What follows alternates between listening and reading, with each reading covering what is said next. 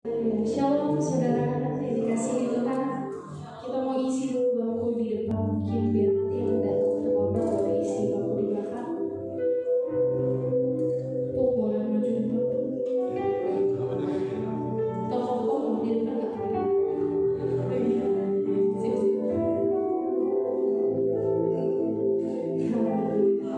Saya mau undang semua boleh menyiapkan hatinya untuk masuk ke hadirat Tuhan. Yesus. Saat ku masuk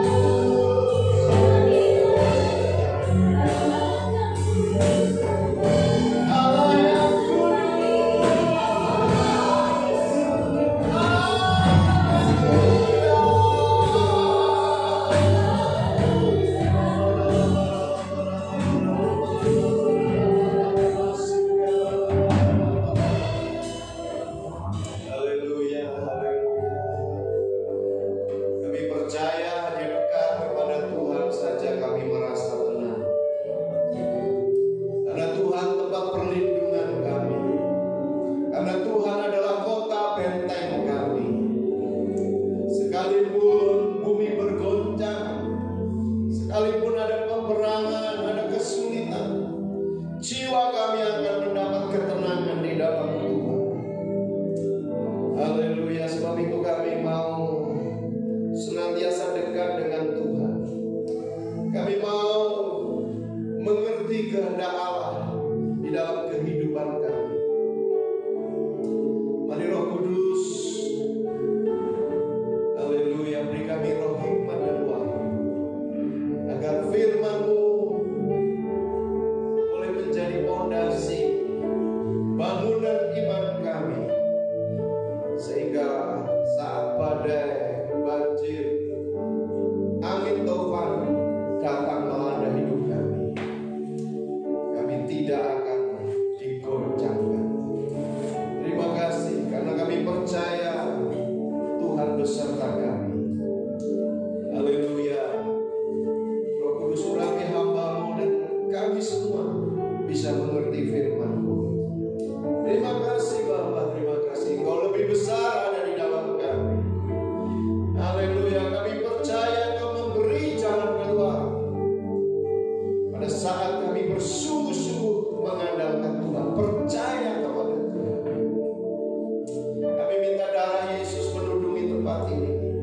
Kami mematahkan setiap gangguan, kami mematahkan setiap pekerjaan iblis di dalam nama Tuhan Yesus. Haleluya, haleluya. Kami tancapkan panci-panci darah Yesus, panci-panci kebenaran di tempat ini, sehingga kebenaran-Mu sungguh-sungguh memerdekakan kami. Terima kasih Bapa. Di dalam nama Tuhan Yesus kami sambut firman-Mu. Mari yang haus akan firman Tuhan katakan amin. Haleluya. Silakan duduk. Haleluya. Salam Bapak Ibu.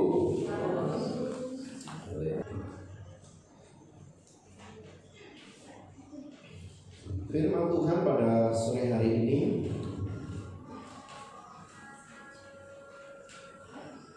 ya, berjudul orang yang lemah lembut. Haleluya. Kita baca di dalam Injil Matius pasal 5 ayat yang ke-5. Ya, mari kita baca bersama-sama Injil Matius pasal 5 ayat yang ke-5. 1, 2, 3. Berbahagialah orang yang lemah lembut, karena mereka akan memiliki bumi. Amin. Saudara-saudara, ini dikenal dengan khotbah di bukit. Ya, pada waktu Yesus memulai pelayanannya, setelah dia berpuasa 40 hari, saudara-saudara, Tuhan Yesus mulai mengajar. Yesus mulai membentangkan semangat baru yang menjiwai kerajaan Allah. Ya. Mulai dari Matius pasal 4 ayat 17 dan seterusnya. Dalam sebuah wejangan pembukaan yang tidak tercantum dalam kitab Markus maupun kitab Lukas,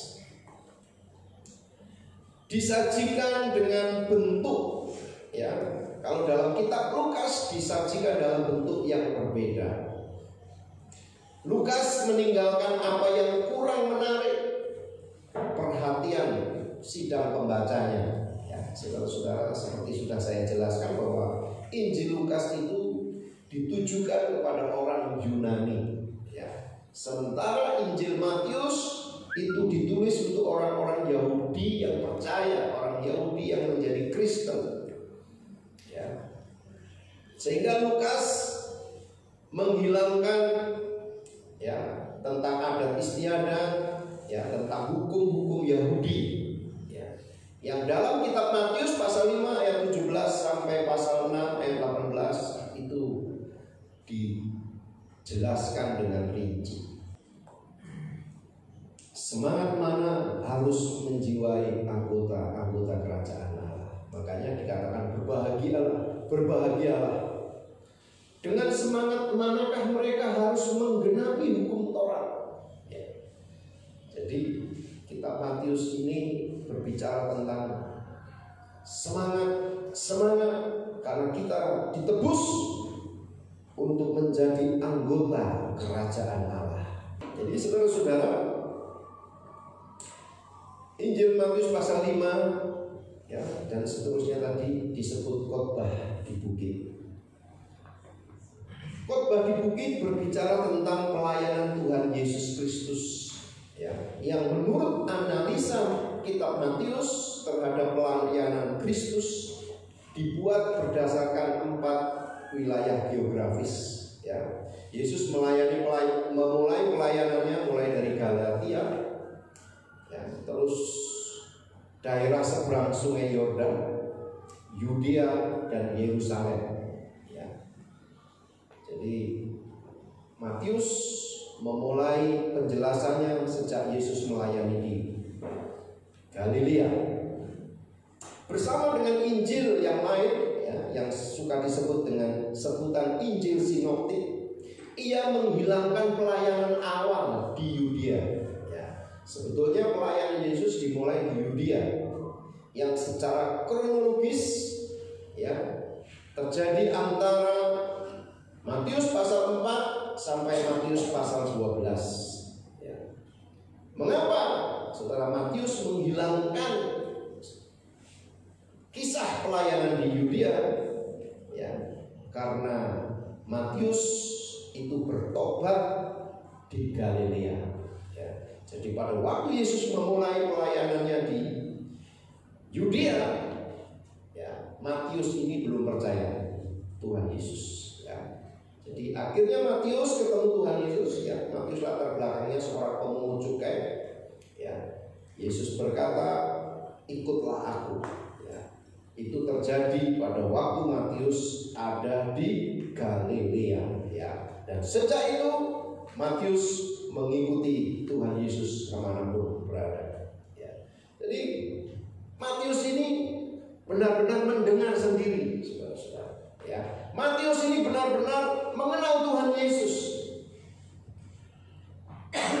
ya. Dan pada sore hari ini kita mau belajar firman Tuhan dengan judul ya, berbahagialah orang yang lemah lembut. Haleluya. Saudara, lemah lembut artinya rendah hati dan patuh kepada Allah. Mereka berlindung kepada Tuhan dan kehidupan mereka diserahkan sepenuhnya kepadanya. Jadi kalau berbicara orang yang lemah lembut, itu orang yang rendah hati dan taat patuh kepada Allah. Ya, mengandalkan Tuhan, berlindung kepada Tuhan, dan kehidupan mereka diserahkan sepenuhnya kepadanya.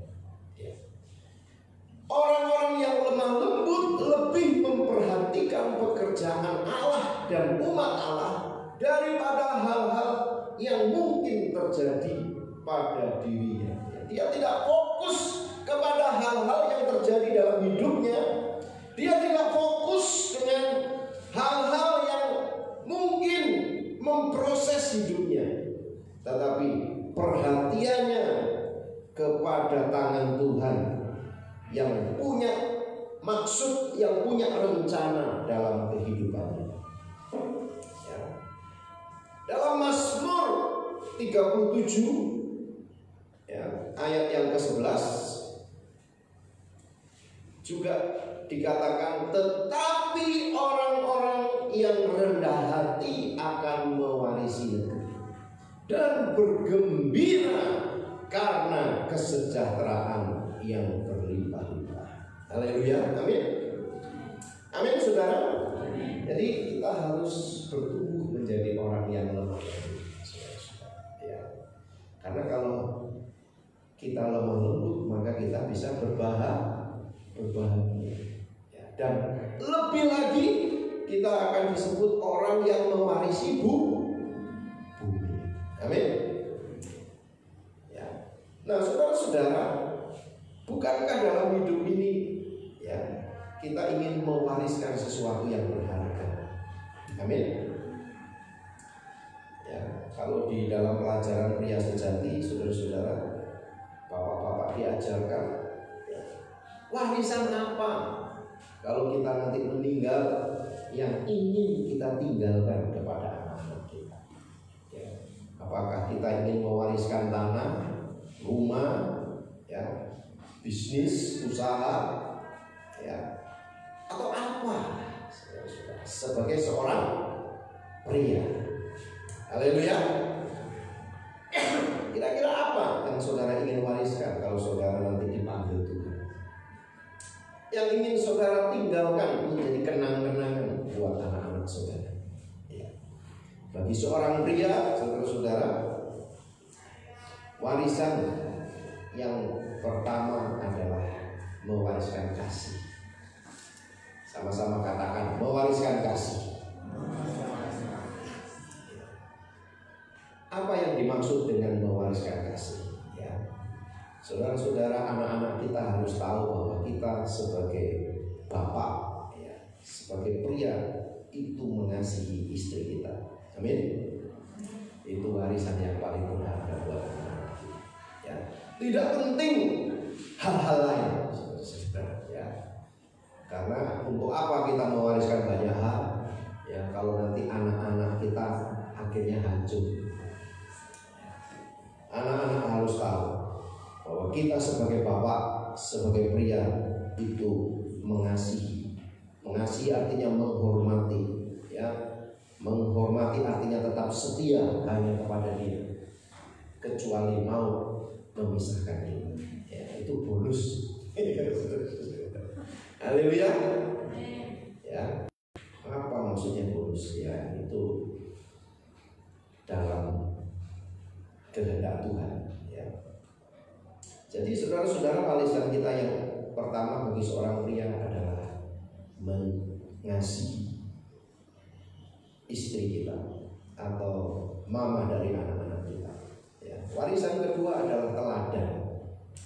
Ya. Mengapa teladan? Karena seorang anak tidak selalu mengingat perkataan kita. Ya. Apa yang kita omongkan tadi pagi mungkin siang sudah lupa.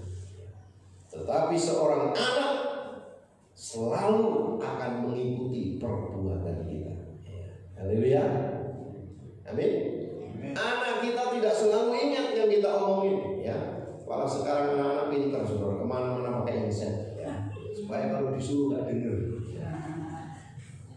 Wah, handset nempel terus, saudara. Ya. Sampai ada tetangga saya kayak budek gara-gara pakai headset. Jadi belakang aja itu sampai duduk sudah karena main virus pakai. Nah, anak itu tidak selalu ingat perkataan kita sebagai orang tua, tetapi dia akan mengikuti perbuatan kita. Ya, itu teladan, pentingnya keteladanan. Itu warisan kedua yang dibutuhkan anak-anak ketiga. Warisan ketiga adalah kehadiran. Ya, ini hanya mengingatkan, ya, saudara-saudara yang sudah ikut camp pria, ya, ini diingatkan lagi. Ya. Jadi kalau seandainya sampai tua tidak punya warisan harta, ya nggak apa-apa, minimal 3 ini diwariskan. Ya. Jangan sampai hartanya banyak tapi 3 ini tidak ada. Ya, wah itu saudara mati dijual semua. Yang ketiga, kehadiran. Ya, kehadiran artinya kualitas waktu atau quality time. Ya, kualitas waktu, bukan sekedar ada di rumah, ya, tetapi asik main game. Ya, tadi ada istri yang komplain, suami saya main game. Ya, di rumah, tetapi sebenarnya dia nggak di rumah pun nggak ada bedanya. Sekarang ada di dunianya sendiri. Ya, sementara wanita itu makhluk ngobrol. Ya. Katanya kalau kepalanya wanita itu dibongkar, dibelah, itu isinya ngobrol. Sementara suami-suami itu capek kalau ngobrol sama itu.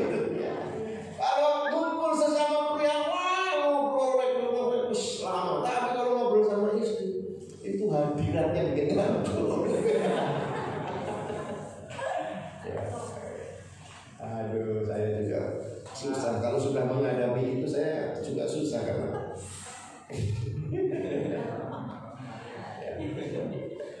karena itu persoalan pria, ya. Tapi kita harus belajar berubah. Amin. Karena wanita yang kita kasih itu malu ngobrol. Dan kalau dia tidak diajak ngobrol, dia tidak bisa berbahagia, dia tidak bisa melayani dengan sukacita, tidak bisa melayani dengan ikhlas. Jadi kehadiran di sini yang utama bukan sekedar di rumah terus. Suami saya mah di rumah terus, ya.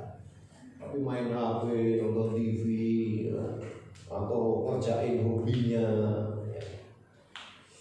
Jadi kehadiran kita ini bicara tentang kualitas waktu yang kita sediakan bagi keluarga. Haleluya. Bukan sekedar ada di rumah, tetapi membangun kebersamaan, memimpin. Ya, ini menyiarkan saja. Jadi pria-pria yang mewariskan 3 hal itu, ya, dia harus memiliki hati yang lemah.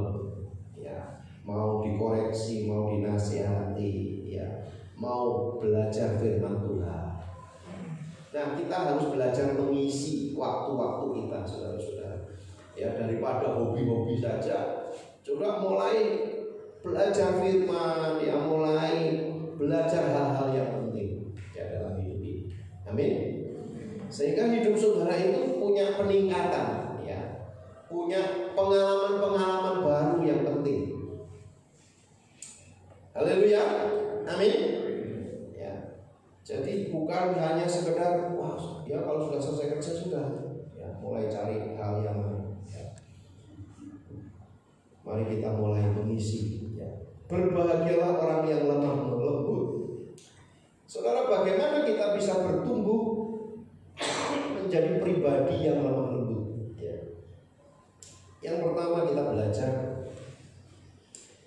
Kita harus menerima diri sendiri. Saudara, ada perbedaan antara diri sendiri atau diri kita, pribadi kita dengan perbuatan kita. Ya. Banyak orang yang karena melakukan dosa, ya, karena tidak bisa berubah atau belum bisa berubah atau belum banyak berubah, itu suka menghakimi diri sendiri, ya, suka menghukum dirinya sendiri. Kenapa saya selalu begini? Kenapa saya selalu gagal? Ya. Kalau dalam bahasa Inggris itu harus dibedakan antara being dan doing, ya. Antara diri kita dengan perbuatan kita. Secara perbuatan mungkin kita banyak gagal, banyak salah. Ya, sudah berusaha masih salah, sudah berusaha masih salah, ya. Tetapi diri kita, pribadi kita apa adanya itu dikasihi oleh Tuhan. Amin, saudara. Karena sebagai manusia biasa memang kita banyak melakukan kegagalan, kesalahan, saudara-saudara. Tapi keadaan kita apapun, Tuhan tetap mengasihi kita, ya. Justru dengan kita mengerti, menyadari bahwa Tuhan menerima kita apa adanya, itu akan membuat kita bisa berubah, ya. Kalau kita sendiri nggak menerima diri kita, saudara-saudara, kita akan sulit untuk bisa percaya bahwa kita bisa berubah, ya. Saudara-saudara, makanya kita di sini belajar. Kita harus membedakan antara kita dengan perbuatan kita. Ya. Kita baca Yesaya 43 ayat 4, ya, bagian A-nya saja. 1, 2, 3. Oleh karena engkau berharga di mataku dan mulia, dan aku ini mengasihi engkau. Jadi saudara-saudara, kita semua dikasih, diterima oleh Tuhan apa Memang kita harus berubah, memang kita harus belajar untuk menang, ya. Tetapi Tuhan mengasihi kita apa adanya. Tuhan mengasihi bukan karena kita tidak berbuat dosa. Tuhan mengasihi bukan karena kita sudah menang. Tuhan mengasihi karena memang Allah adalah kasih, ya. Jadi untuk kita bisa bertumbuh menjadi pribadi yang lemah lembut, kita pertama harus menerima dulu diri kita sendiri. Kenapa yang saya kok gagal lagi? Kenapa kok saya marah-marah? Ya. Saudara-saudara mungkin kadang-kadang jengkel dengan diri sendiri. Ya. Nah, saudara-saudara ingat, Tuhan menerima kita apa adanya. Ya. Memang dosa adalah dosa. Dosa pasti harus dipertanggungjawabkan. Tuhan benci dengan dosa, tetapi Tuhan mengasihi kita. Amin. Jadi bedakan dulu pribadi kita dengan perbuatan kita. Ya, ini dasar untuk kita bisa berubah. Orang yang mengenal dirinya, ya, sebagai pribadi yang berharga akan memiliki kekuatan untuk berubah. Ya. Sekali lagi, orang yang mengerti dirinya sebagai pribadi yang berharga di mata Tuhan, dia akan memiliki kekuatan untuk berubah. Kelahiran kita itu adalah kelahiran yang dirancang oleh Tuhan. Kita lahir bukan kebetulan. Amin, saudara. Ya, karena ada orang ya mencintai kita iseng-iseng terus akhirnya anak kita lahir, bukan karena itu. Mau kita lahirnya di tong sampah, mau lahir di pinggir sungai, mau lahir di rumah sakit, di hotel, kita semua yang lahir itu berharga di mata Tuhan. Karena kita bisa lahir hidup itu karena dirancang oleh Tuhan, ya. Bukan karena kebetulan. Amin. Ya. Mungkin karena engkau pernah dilukai oleh orang tuamu, ya. Saudara, jadi cenderung engkau melukai orang lain, gampang emosi. Makanya saudara-saudara yang gampang emosi, ya, gampang terluka, saudara-saudara harus periksa hati saudara. Jangan-jangan karena saudara belum membereskan hati saudara. Haleluya, amin. Nah, saudara-saudara, baru-baru ini ya kami sedang belajar tentang ada seorang hamba Tuhan yang terkenal, yang besar ya di Jakarta, ya, sempat mengalami kejatuhan dalam dosa, ya. Jadi pemabuk, ya, jadi perokok, ya, tukang main perempuan. Ya. Saudara, hamba Tuhan ini menggembalakan ribuan, ya. Dan saudara pasti kalau saya sebutkan namanya, ya. Hamba Tuhan ini dipakai Tuhan bukan hanya di dalam gerejanya, tetapi dia mengadakan seminar-seminar, ya, camp-camp yang mengubah banyak orang. Tahun kedua dia setelah dia hidup dalam dosa, dia kumpulin anak-anak rohani. Ya. Anak-anak rohani ini bukan jemaat, tapi orang-orang yang dipimpin, ya, kayak ketua komsel, ya, diaken, ya, ketua kaum muda, itu dikumpulkan aja 800 orang. Ya. Dan dia ngomong, ya, daripada kalian dengar dari orang lain lebih baik dengar dari saya. Sekarang kondisi saya seperti ini. Kadang-kadang anak rohaninya kirim ayat, saudara. Terus dia balas, nggak usah kirim-kirim ayat, saya juga punya Alkitab, saya bisa baca sendiri. Masalahnya saudara-saudara bukan dia nggak ngerti kebenaran. Masalahnya saat itu dia bingung caranya keluar dari dosa itu seperti apa. Ya. Nah, saudara-saudara, akhirnya ya yang kemarin saya kirim di grup, ya, saudara-saudara, akhirnya salah satu penyebab adalah keterlukaan kepada orang tua. Karena dia terluka dengan orang tuanya, maka dia terluka dengan istrinya. Kok istrinya tidak sesuai dengan harapan dia. Dia terluka dengan istrinya, saudara-saudara, dia terluka dengan anaknya, ya, dia terluka dengan teman-teman. Kenapa? Karena dia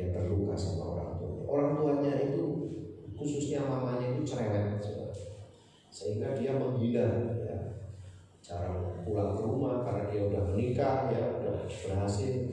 Daripada dia nggak tahan diomeli, ya, diomongin gini gitu, ya, akhirnya dia jarang pulang.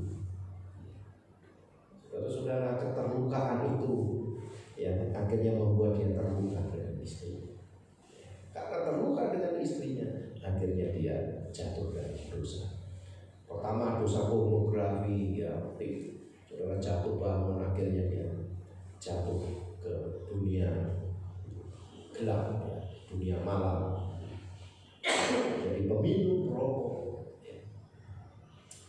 Pertanyaannya bukan mengapa bisa begitu, ya, tapi pertanyaannya adalah setiap orang yang tidak sungguh-sungguh membereskan masa lalunya, dia akan bisa jatuh lagi. Ya. Haleluya. Jadi pastikan saudara memiliki hati yang disembuhkan.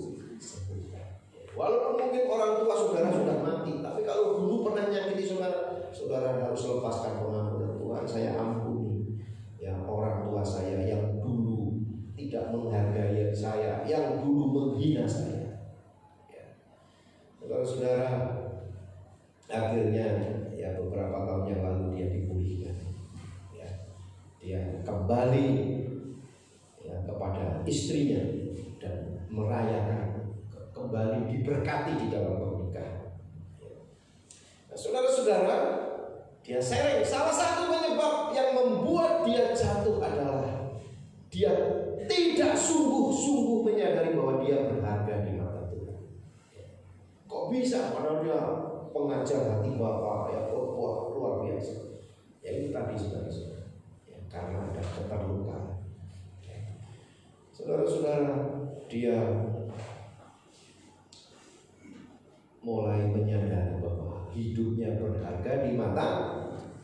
Jadi pada waktu ditanya bagaimana Bapak bisa keluar dari, ya, kehidupan yang sudah menikah itu, yang pertama dia katakan, karena saya menyadari saya berharga. Ya. Makanya harus membedakan antara perbuatan dengan pribadi. Mungkin perbuatan dia sudah benar-benar memalukan sampai dia bilang, kok saya bisa jadi orang yang kurang ajar, ya? Kok saya jadi orang yang brengsek? Sampai dia bingung. Ya. Karena dia ini bukan sekedar pendeta, tapi pendeta yang dipakai Tuhan, yang jadi berkat bagi banyak orang. Saya pernah dengar beberapa tahun yang lalu kakak saya cerita, ya, dia sedang khotbah tentang perjamuan kudus. Wah, orang-orang hancur hati. Ya. Jadi saudara-saudara, kita harus tahu bahwa kita berharga. Apapun keberadaan kita, apapun kesalahan-kesalahan kita, ya, kita datang kepada salib Tuhan, maka Tuhan akan mengampuni kita. Kita masih bisa jatuh lagi, kita bisa gagal lagi. Ya, makanya kalau Tuhan saja menerima kita, ya, kita jangan menjadi hakim atas orang lain, jangan menghakimi. Ya, haleluya. Lebih baik kita mendoakan daripada menghakimi, ya, daripada kita terus menjas, ya, menghukum dengan kata-kata. Lebih baik kita mendoakan, ya, supaya orang yang aneh itu bisa berubah. Haleluya, ya. Jangan menghukum diri sendiri. Pun jangan menghukum diri sendiri dengan pertanyaan-pertanyaan orang lain, ya. Karena kita tidak menjalani kehidupan orang lain, dan orang lain tidak menjalani kehidupan kita. Ada orang, ya, karena sudah umur, kalau ketemu ditanya, kok kamu belum menikah? Wah, saudara-saudara, dia mulai terbeban dengan pertanyaan-pertanyaan. Kok kamu sudah menikah? Ya, 3 tahun, 4 tahun kok belum punya anak? Wah, pertanyaan-pertanyaan itu bisa menjadi menghukum. Ya. Setiap kali ditanya, kenapa kamu belum menikah? Ya, wah, saudara, ya, pusing. Ya. Kita jangan menghukum diri sendiri karena pertanyaan-pertanyaan orang lain. Haleluya. Jadi yang pertama kita percaya bahwa kita ini diterima Tuhan apa adanya. Kita kita berharga di mata Tuhan. Apapun latar belakang kita, apapun suku kita, kita berharga di mata Tuhan. Ya. Yang kedua, ya, bagaimana menjadi pribadi yang lemah lembut? Kita harus menerima firman kebenaran. Ya. Mari kita baca dalam Yohanes 8 ayat 31 dan 32 bersama-sama. 1, 2, 3. Maka katanya kepada orang-orang Yahudi yang percaya kepadanya, jikalau kamu tetap dalam firman-Ku, kamu benar-benar adalah murid-Ku, dan kamu akan mengetahui kebenaran, dan kebenaran itu akan memerdekakan kamu. Ya. Saudara-saudara, untuk kita bertumbuh menjadi pribadi yang lemah lembut, kita perlu menerima firman kebenaran. Bagaimana cara menerima firman kebenaran? Kita harus konsisten, setia. Tiap hari baca firman, tiap hari memiliki hubungan dengan Tuhan, misbah saat teduh. Amin, saudara. Ya. Ayat yang ke-31 mengatakan tetap, ya, jikalau kamu tetap dalam firman-Ku, kamu benar-benar murid. Ya, tetap beribadah. Ya, jangan kadang-kadang beribadah, kadang-kadang enggak, kadang-kadang berdoa, kadang-kadang enggak, kadang-kadang baca firman, kadang-kadang enggak. Ya. Itu bukan murid, saudara. Ya. Murid itu konsisten. Haleluya. Amin. Makanya walaupun murid-murid harus belajar di rumah masing-masing, ya, sering guru minta supaya tetap pakai baju seragam, ya. Supaya apa? Supaya identitas sebagai murid itu jangan sampai dilupakan oleh anak-anak. Ya. Kadang-kadang bajunya putih, celananya, ya, celana kolor. Yang penting pada waktu, ya, Zoom dengan gurunya atau online dengan gurunya itu kelihatan bajunya putih. Ya. Padahal celananya kolor. Ya. Nah, kalau kita konsisten dengan kebenaran, kebenaran itu akan memerdekakan kita. Ya. Jadi kalau saudara belum mengalami kemerdekaan, berarti saudara harus kembali dulu di ayat 31. Ya, tetap di dalam firman-Ku. Ya. Amin, saudara. Kita baca juga di Yeremia 15 ayat 16. 1, 2, 3. Apabila aku bertemu dengan perkataan-perkataanmu, maka aku menikmatinya. Firman-Mu itu menjadi kegirangan bagiku dan menjadi kesukaan bagiku, sebab nama-Mu telah diserukan atasku, ya Tuhan Allah semesta. Nah, pada waktu saudara sudah memiliki hati yang lemah lembut, saudara akan menyukai firman Tuhan. Ya. Kalau saudara belum menikmati firman Tuhan, itu saudara masih punya hati yang berbatu-batu, hati yang penuh dengan semak duri. Ya. Haleluya. Jadi jangan berhenti, saudara harus tetap di dalam firman Tuhan, harus setia dalam beribadah. Ya. Kalau hati saudara sudah lemah lembut, saudara akan seperti Yeremia. Apabila aku bertemu dengan perkataan-perkataanmu, aku menikmatinya. Ya, firman Tuhan itu menjadi kenikmatan. Enggak bosan dengar khotbah, saudara-saudara. Ya, kenapa? Hati saudara lembut. Ya, saudara akan bertumbuh, saudara akan berbuah-buah di sana. Yeremia berbeda dengan bangsanya dalam dua hal mendasar. Ya. Dia mengasihi firman Tuhan. Firman itu menjadi sukacita dan kegembiraan baginya. Ya. Saudara-saudara, beda dengan bangsa Israel saat itu. Mereka sudah membelakangi Tuhan. Ya. Firman Tuhan harus menjadi dasar yang teguh dalam hidup kita. Firman Tuhan itu yang kita cintai akan menjadi pondasi, saudara, menjadi dasar yang teguh sehingga hidup kita tidak mudah digoncang, dirobohkan. Ya, Matius 7 ayat 24 mengatakan, kita baca sama-sama, 1, 2, 3. Setiap orang yang mendengar perkataanku ini dan melakukannya, ia sama dengan orang yang bijaksana, yang mendirikan rumahnya di atas batu. Ya. Pada waktu datang banjir, pada waktu datang badai, ya saudara-saudara, bangunan iman kita tidak akan roboh. Haleluya. Amin, saudara. Pada waktu saudara difitnah, disakiti, diomeli, saudara tenang-tenang aja. Orang yang kuat itu justru kelihatan pada waktu ada masalah. Amin. Ya. Haleluya. Nah, saudara nggak bisa ya marah-marah dengan masalah. Ini. Kalau punya suami pengen punya suami, ya kan? Kalau punya istri pengen punya. Setelah punya pasangan sekarang dipermasalahkan. Ya udah, memang dari sononya nggak ambil untung. Yang kita bangun bangunan kita, haleluya. Yang kita bangun diri kita. Makanya saudara yang saya suka komplain sebelah aja. Saya nggak pernah komplain. Haleluya. Karena saya sudah terima prinsip, saya tidak mau komplain, saya mau mengucap syukur. Ya. Kalau kita mau komplain nanti banyak judul-judul yang melambai-lambai di kepala kita. Judulnya banyak untuk kita mengeluh, untuk kita jadi jengkel, kecewa. Tapi itu mengingatkan kita juga, oh ternyata saya belum kuat di dalam fondasi iman saya.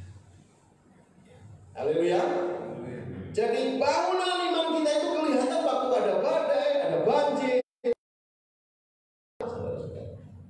Ya. Itu akan menguji kita. Ya, sekali lagi jangan marah dengan banjirnya, dengan badainya. Ya.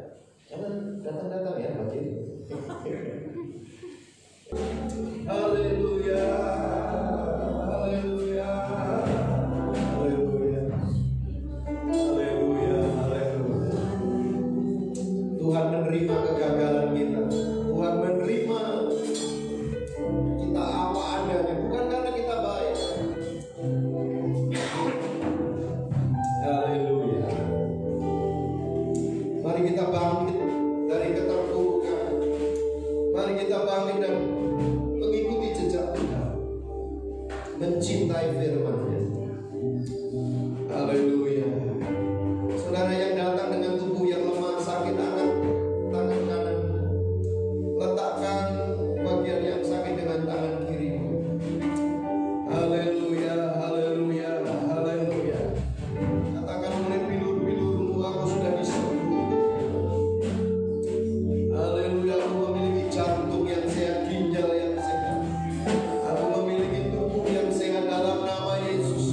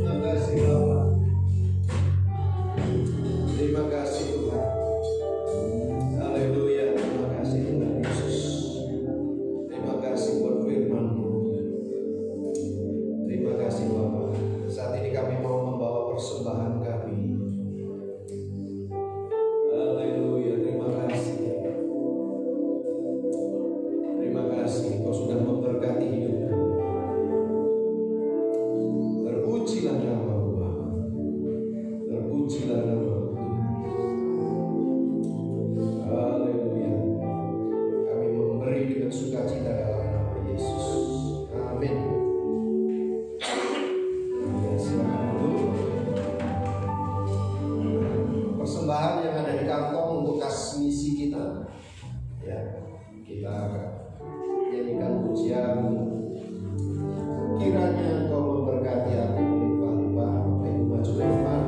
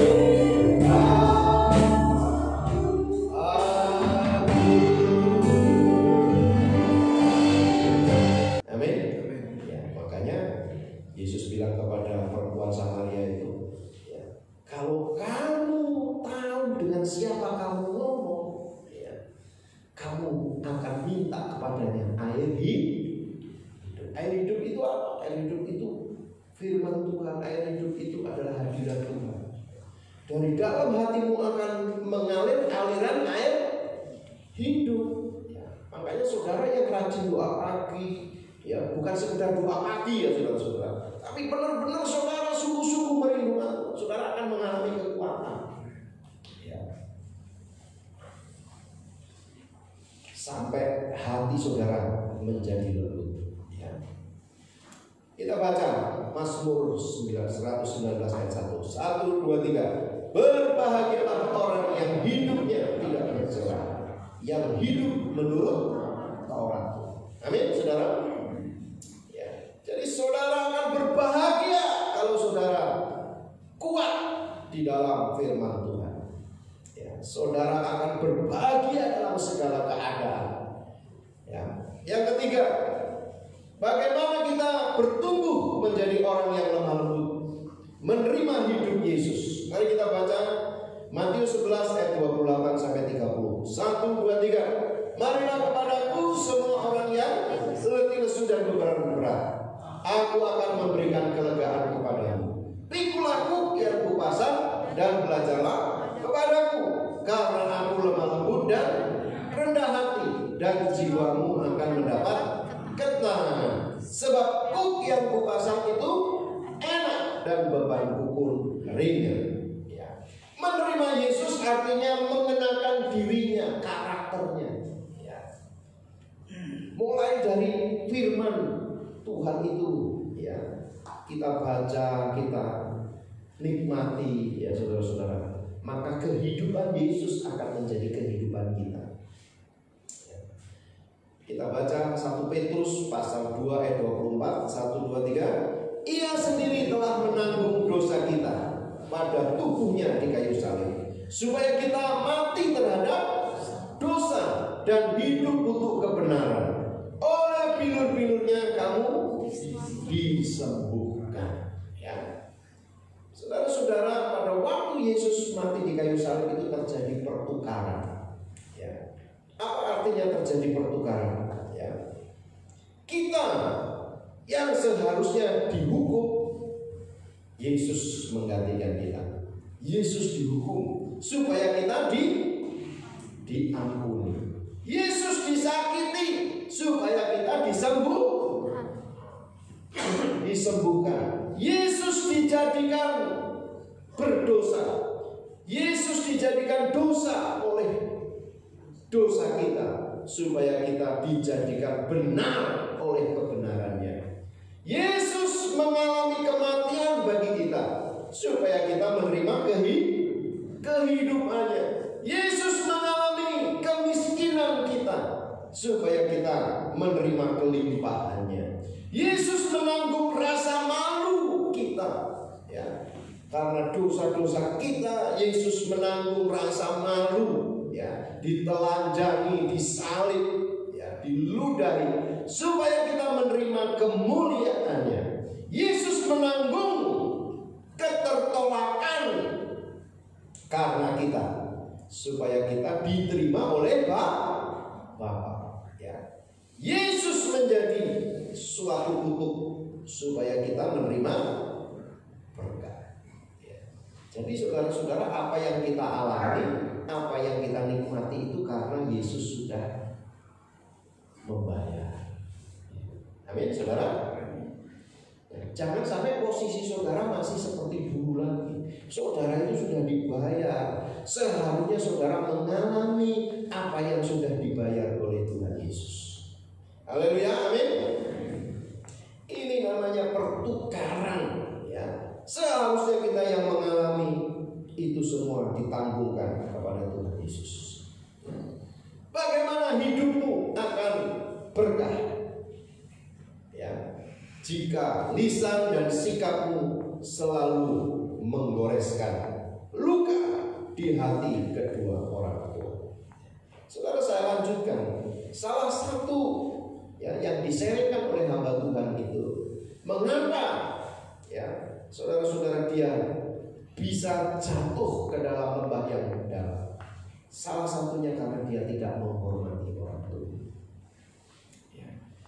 Orang yang tidak bisa menghormati orang tuanya itu kemungkinan karena dia mengalami keterlukaan hati. Haleluya. Jadi walaupun orang tua kita mungkin masih jahat, ya, masih pilih kasih, ya, tapi kalau hati kita sudah sembuh, kita tetap menghormati dia. Amin. Amin, saudara. Nah, dampaknya apa kalau kita nggak sembuh, saudara-saudara? Kepahitan dengan orang tua, kita juga akan melukai pasangan kita. Ya. Nah, makanya tadi diceritakan, saudara, ya mamanya itu cerewet, mamanya itu luar biasa menyebalkan, sehingga akhirnya keterlukaan hatinya itu membuat dia terluka sama istri. Ya. Dan itulah membuat dia akhirnya jatuh berbahaya. Ya, hidup dalam kegelapan. Nah, saudara-saudara, orang yang tidak bisa menghormati orang tuanya atau pemimpinnya, ya, saudara-saudara, adalah ciri adanya luka-luka di hati yang belum disembuhkan. Dan orang yang terluka itu cenderung selalu melukai. Amin. Ya, kalau saudara selalu ingin melukai, selalu ingin marah, selalu ingin menghajar orang, ya, saudara-saudara bereskan luka-luka. Gampang kok. Caranya bagaimana? Mengampuni. Ya. Terus pada waktu saudara masih seperti itu, saudara ampuni orang tua saudara. Tuhan, aku ampuni orang tua. Ya, kalau orang tuanya masih hidup, datang saudara sujud minta ampun dan saudara mengampuni orang tua. Amin. Saudara akan disembuhkan sehingga saudara tidak perlu mengorbankan orang. Ya. Jadi menghormati orang tua itu sebuah sikap, ya, bahwa kita sudah sembuhkan. Ya. Nah, kalau hati kita nggak sembuh, saudara-saudara, kita ini suka mencari kambing hitam. Ya, kambing hitam itu apa? Mencari korban, ya, menyalahkan orang lain. Ya, ini gara-gara saya menikah, ini gara-gara kamu. Terus saudara mencari kambing hitam. Padahal yang salah bukan kambing hitam, tetapi domba hitam. Apa bedanya kambing hitam dengan domba hitam? Domba hitam itu manusia lama kita. Ini sharing dari hamba Tuhan ini. Dia selalu menyalahkan istri.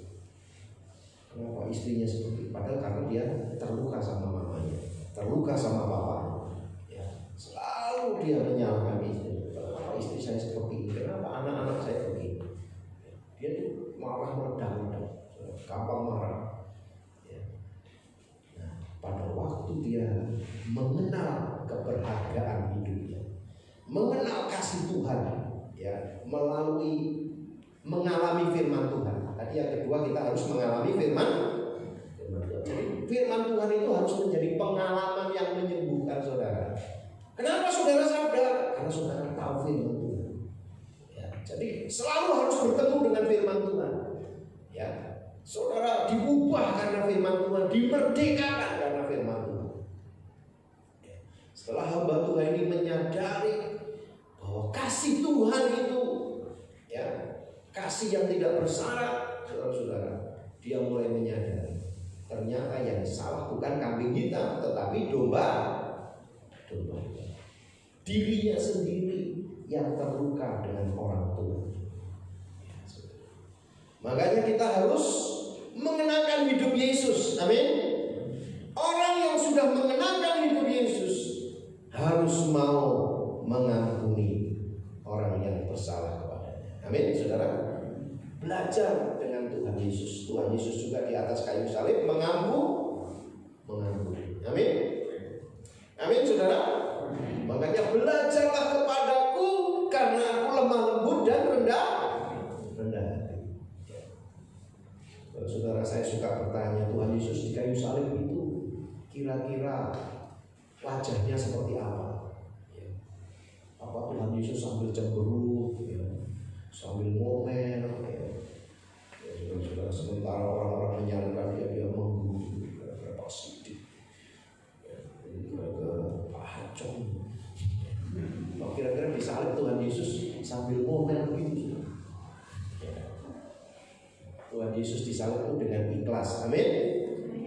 Karena dia mau menyenangkan hati Bapa. Ya. Makanya kita harus belajar mengenalkan hidup Yesus supaya kita bisa memiliki hati. Ya. Ini artinya menjadi murid, saudara-saudara. Yang pertama kita menjadi pengikut, ya. Belajar, ya. Rajin, setia. Oh, saudara-saudara, lama-lama kita latihan, magang, ya, lama-lama kita bisa seperti Tuhan Yesus. Tuhan Yesus memberkati. Mari kita bangkit berdiri.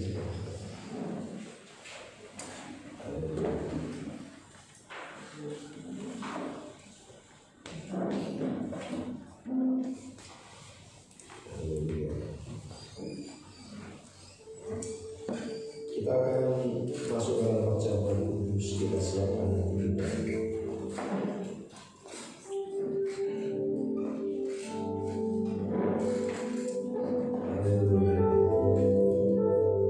Mari sebelum kita makan perjamuan kudus, kita bereskan hati kita. Kita datang kepada Tuhan.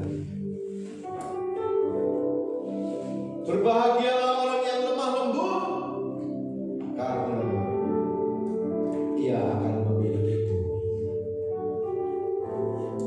Saudara, artinya kemanapun kita pergi, kita penuh dengan damai. Tidak ada ketakutan, tidak ada kemarahan, tidak ada kebencian. Kita di mana-mana kita merasa diterima. Haleluya, haleluya. Berbahagialah orang yang rendah hati, karena mereka akan mewarisi. Mari saudara, biarlah hatimu diubah oleh Tuhan menjadi hati yang lemah. Kau tidak perlu menghukum orang lain, kau tidak perlu menghukum dirimu sendiri, karena di kayu salib Tuhan sudah menukar saudara. Tuhan sudah membayar lunasi. Haleluya, haleluya. Mari kita masing-masing datang kepada Tuhan. Mari cek saudara. Mari sediakan waktu untuk datang kepada Tuhan masing-masing. Apakah hatimu sudah sembuh, saudara? Haleluya. Mari masing-masing datang kepada Tuhan. Bereskan. Haleluya. Sebelum kita makan tubuh dan darahnya. Haleluya, haleluya. Mari masing-masing berdoa kepada Tuhan. Mari bertumbuh menjadi pribadi yang lemah lembut, sehingga engkau tidak menjadi orang yang harus mengorbankan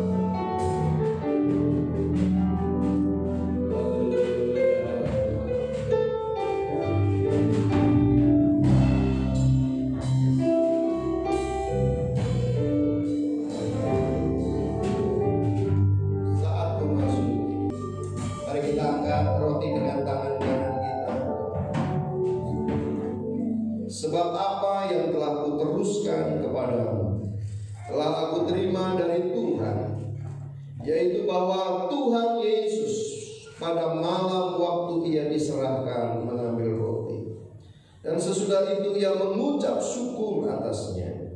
Ia memecah-mecahkannya dan berkata, inilah tubuhku yang diserahkan bagi kamu.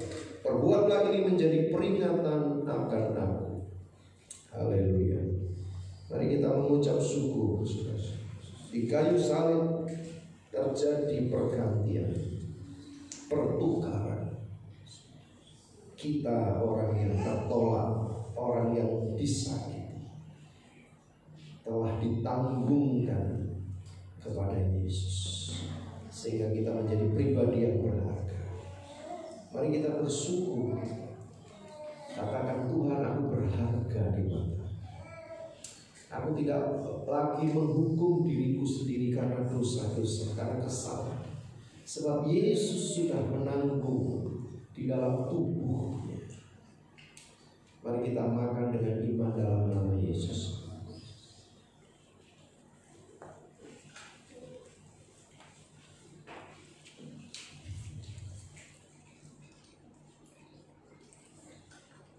Mari kita angkat cawan anggur dengan tangan kanan lebih tinggi. Demikian juga ia mengambil cawan sesudah makan lalu berkata, cawan ini adalah perjanjian baru yang dimeteraikan oleh darah. Perbuatlah ini setiap kali kamu meminumnya menjadi peringatan akan aku. Sebab setiap kali kamu minum roti ini dan minum cawan ini, kamu memberitakan kematian Tuhan sampai Dia datang. Saudara-saudara, setiap kali kita minum cawan, kita sedang mengingat perjanjian yang baru. Kita membuat janji yang baru. Banyak janji-janji kita yang kita lupa. Kita memperbaharui janji kita. Kita mau hidup seperti Yesus. Kita percaya bahwa firman-Nya yang terbaik untuk hidup kita. Haleluya. Mari kita minum dalam nama Yesus.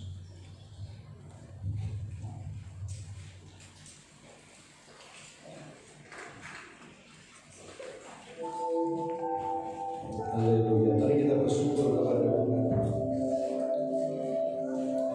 Haleluya. Haleluya. Terima kasih. Terima kasih darah Yesus menyucikan kami, mengampuni kami, menyembuhkan kami. Terima kasih Tuhan. Terima kasih Tuhan sudah memberkati ibadah kami. Kami percaya Tuhan memberkati hidup kami, memelihara. Kami berdoa untuk bangsa kami, presiden kami dan wakil presiden, para menteri. Haleluya, tim ekonomi ya Tuhan.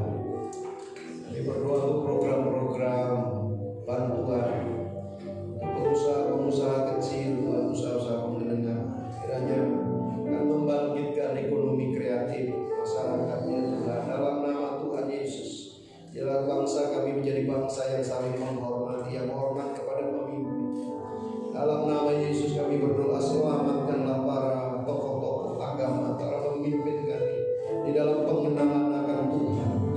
Melalui media-media kesaksian Tuhan, mereka boleh mengenal Yesus Kristus sebagai Isa Al-Masih, sebagai Mesias yang dijanjikan. Kami juga berdoa biarlah Engkau menyelamatkan bangsa Israel ya Tuhan. Terima kasih Bapa. Sebentar kami akan menikmati perjamuan kasih. Tuhan berkati makanan dan minuman, jadi kesehatan kami. Berkati tangan-tangan yang sudah mengerjakan, berkati seluruh jemaat.